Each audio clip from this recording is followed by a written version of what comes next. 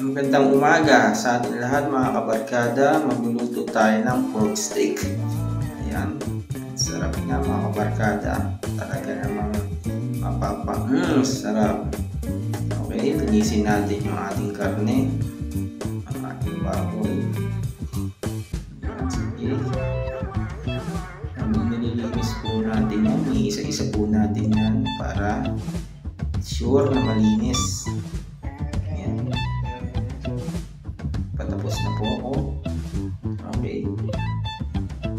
Yan nga po pala ating sangkap: sibuyas, bawang, kalamansi, oyster sauce, at ilalagay na po natin ang toyo. Yan. Tapos bawang. Susunod po natin paminta. Okay, paminta. Daming paminta. At ang ating oyster sauce. Yan. Kalat natin mga kabarkada para makuha niya yung lasa. At kalamansi. Okay. Siyempre mga kabarkada, piprituhin ko muna ang ating karne para mamaya pag niluto na natin, solid.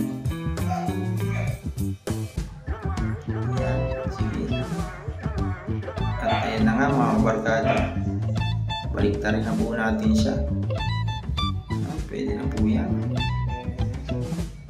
Ayan na nga. Ayan mga kabarkada. Tayan-tayan lang tayo mga kabarkada. Ayan na nga. At okay na siya. Golden na po siya mga kabarkada. Lagyan na po natin sa plato mga kabarkada ang ating niluto. Yum, yum, yum!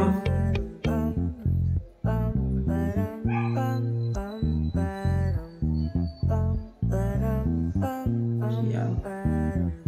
At syempre, iprituhin din muna natin ang ating sibuyas. Saglit ko lang rin parimito yan mga kabarkada.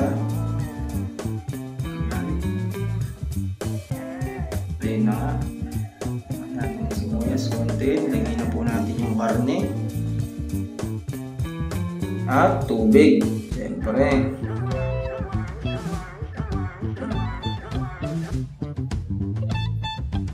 Pagkatapos po, haluin natin.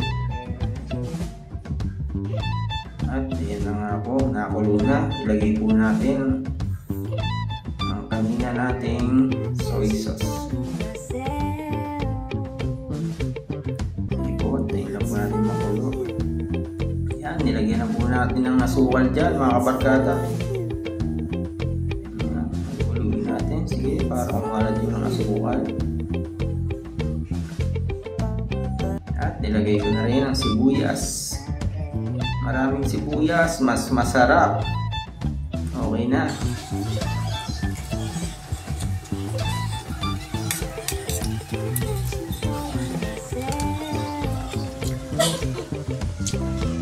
Sarap.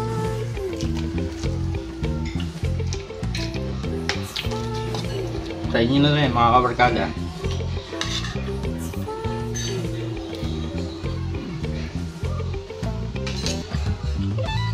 Sibuyas.